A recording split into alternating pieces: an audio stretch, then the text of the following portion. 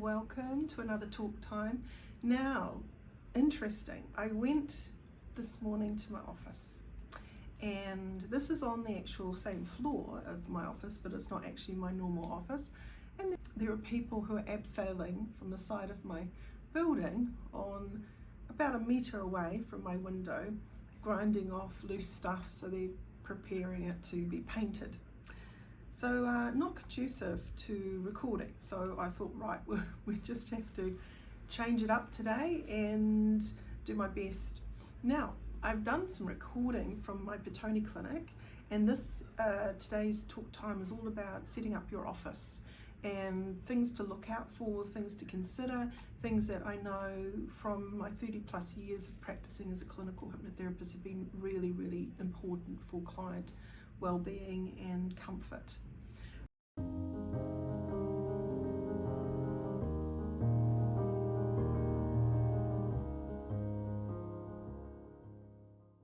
One of the things that I'd like to really reiterate is the importance of lighting. Now, at the moment, there are downlights in this particular office space. It's quite harsh, and I prefer to have lamps in my rooms. So when we're looking at the idea of feeling cozy, like they've come into a cocoon where they feel safe enough to talk about whatever it is that they need to explore, this is a big part, I think, of a positive hypnotherapy session. You need to also think about sound. Now, I might be a really good hypnotherapist, but to kind of say, and every time you hear the ankle grinder, you go deeper and deeper into hypnosis, might just be a bit of a stretch. It was quite piercing before. So I've decided when my client comes a little bit later that I'm actually going to use another room to see them in, which isn't like the best thing, but it's not the worst thing either. I think when you're using another place and maybe you've got a room that you just hire out when and if you need it, it's a good option financially. And as long as it's tidy and comfortable and professional, I think that's the most important thing. Let's talk about this chair for a moment. This is a recliner, kind of, but not really, but it's comfortable enough that someone can sit and relax and go into hypnosis if you really need them to. So they don't have to be in a full recliner to do that. I prefer people to really relax and lie down. In my office, I've got a 3-seater, and many clients actually prefer just to lie down on the 3-seater rather than using the recliner chair. And that's okay, and it's nice to have options. So when we're looking at setting up your space, if you've got standard chairs, office chairs, probably not that conducive to taking people into past life or other sort of regression sessions where they might be sitting there doing hypnosis for 40 minutes or more. I think you do have to really consider the comfort of your client. When I started out though, I had those deck chairs that I used because that's all I could afford for a little while. But one of my first investments was the recliner chair that you see in the office, and that was a big purchase for me. I think I spent over $1,000 back then, and that was over 30 years ago. So I paid it off gently over time. So when you're setting up your space, think about that. Go to secondhand stores. They probably do have something. In my Petone clinic, I have a nice leather recliner that came from the secondhand store, and I think I spent maybe no more than $100 New Zealand on that. So that was a pretty good deal. And you need to also think about the girth, you know, how wide the seat is. If you've got someone who comes in their standard size, no problem. But if you've got people who are coming in for weight loss and they happen to be on the bigger side, you need to have a substantial chair that's going to handle that. So one, you're not embarrassed, and your client's not embarrassed about how safe they feel or how comfortable they feel in your office space. So think about that. Get to sit down and recline. Go to the new ones and go to the stores where you've got brand new recliner chairs and sit in them all. Lie down in them all. See, if I was bigger or smaller, how would I feel? Is it long enough? So this one doesn't have a headrest, okay? But again, for a shorter period of time with someone in hypnosis, they might just gently do this. Now, it's not conducive to great neck positions, but it's not, again, the end of the world, and most of the clients will start to kind of drop their heads down as part of that relaxation. Many times though, you can incorporate that suggestion that your head stays nice and stable, evenly balanced. So you can play around with how you allow that client to be most comfortable. In this space also, just sitting here for a little period of time, there are no cushions, and now I'm quite short, so I actually need to have often a little bit of support behind me. So I'm probably going to bring in my cushions from my office a little later when my client comes in to see me. And also it's a little bit breezy, it's not so warm in here. I just noticed there's a little wee crack and the window's open, so I probably need to close that too. But I'll bring in a little wee throw rug, so if someone wants to cover themselves up in that as they do the hypnosis process, then that would be quite nice. The other thing is too, natural lighting. I might even turn off the down lights later, so there's natural lighting in here. Whereas my office has ambient lighting. That means I've got a number of lamps that throws out soft light into the room rather than having the commercial fluorescence bearing down on the client. I hope that this has been helpful to you. I wanted also to cover off things like wheelchair access. Now this 4-story, this office that's 4 stories up has not got great wheelchair facilities in the way of toilets and things like that.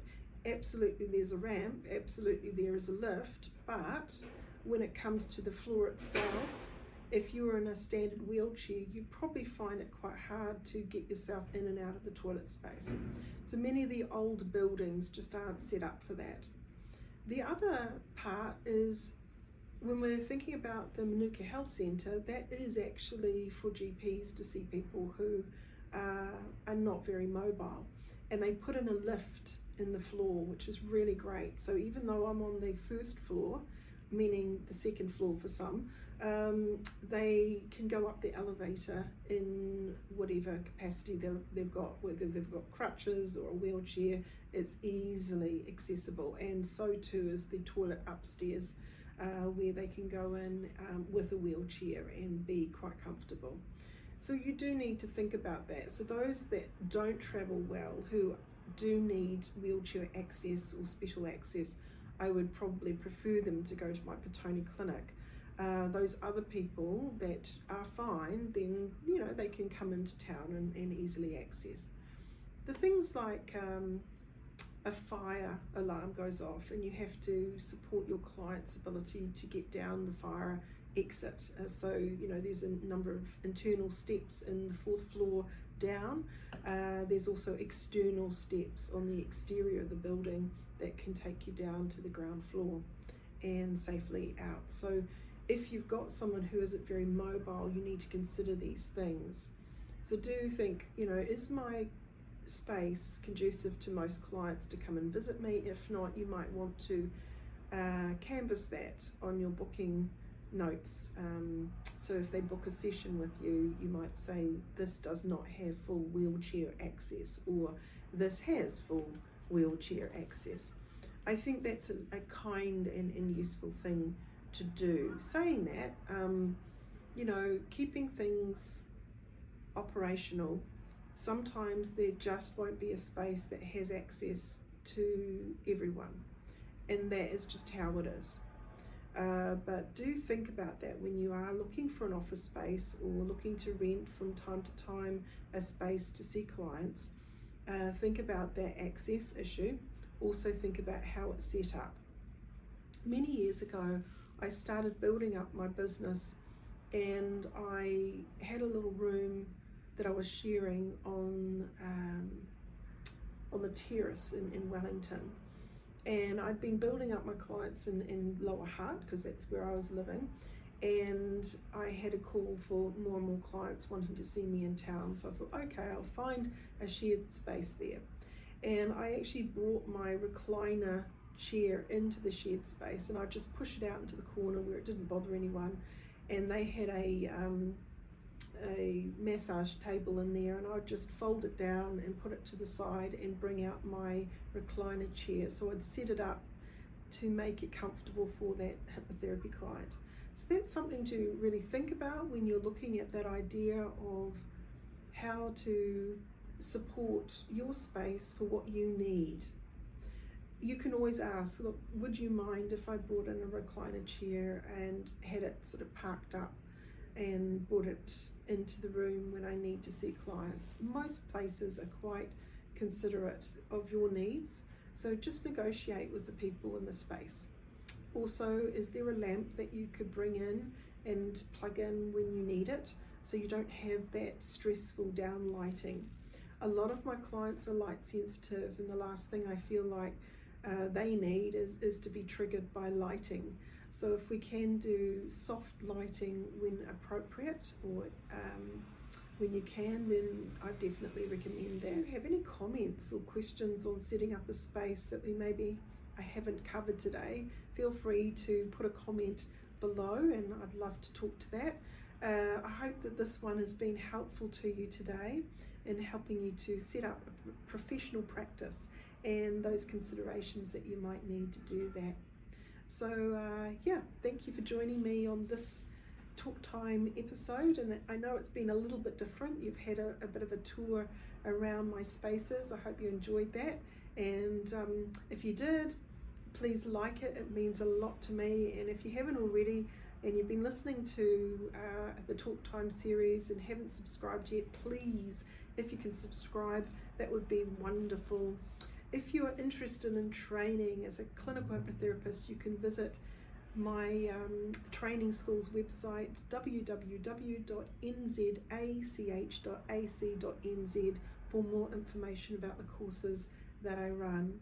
So thank you for tuning in, and catch you next week. Bye.